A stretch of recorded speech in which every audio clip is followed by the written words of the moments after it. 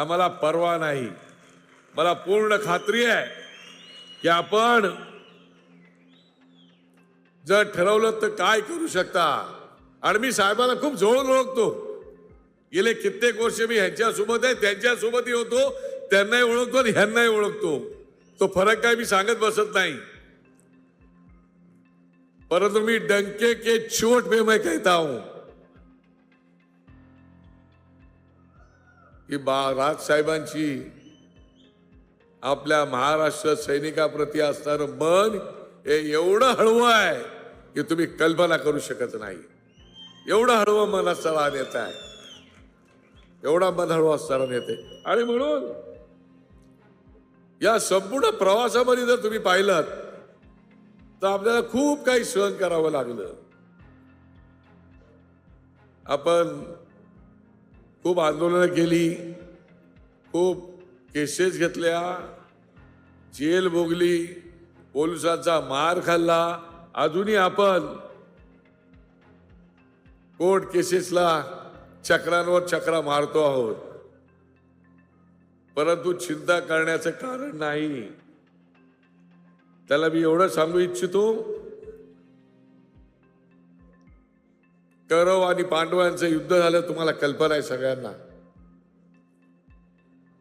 कौरवांकडे प्रचंड साधन संपत्ती होती, समृद्धी होती, सगळं होतं।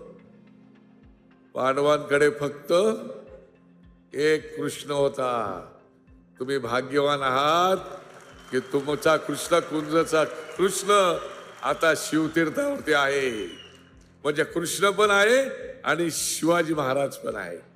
आपण भाग्यवान लोक आहोत की आपल्यासोबत एवढं मोठं नेतृत्व आहे, आपल्याकडे हुकमी एक्का आहे।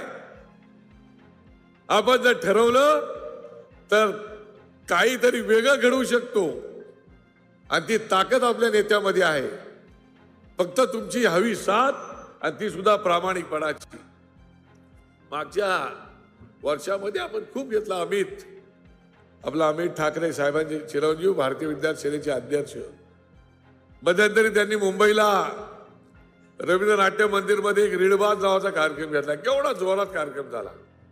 महाराष्ट्रातून सगळेच तरुणी त्या रीडबाज या कार्यक्रमाला आले। प्रचंड मोठा कार्यक्रम झाला। त्याच्यानंतर आपण कोकणातल्या रस्त्यांसाठी त्यांच्या नेतृत्वाखाली आपण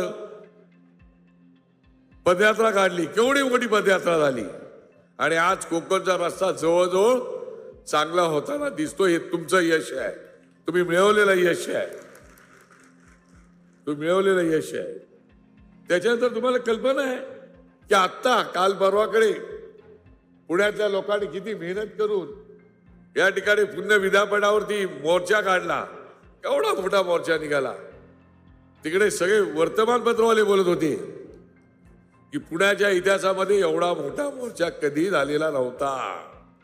एवढा मोठा मोर्चा निघाला, तो सुद्धा त्यांच्या नेतृत्वाखाली निघाला। आणि याच्या आपल्याला सगळ्यांनीच या गोष्टीचं टाळ्या वाजवून स्वागत करायला पाहिजे की हळूहळू आपला प्रवास चाललेला आहे। आणि गेल्या वर्षामध्ये तुम्ही पाहिलं की आपण भोंग्याचं आंदोलन केलं। भोंग्याच्या आंदोलनाच्या वेळेला आपल्याला किती त्रास झाला। आंदोलन यशस्वी झालं, लोकांना त्रास सहन करावा लागला। आपला भोंग्याचा आवाज उत्तर प्रदेशपर्यंत पोहोचला, पण इकडच्या सरकारच्या कानापर्यंत अजून पोहोचलेला नाही। हे दुर्दैव आहे।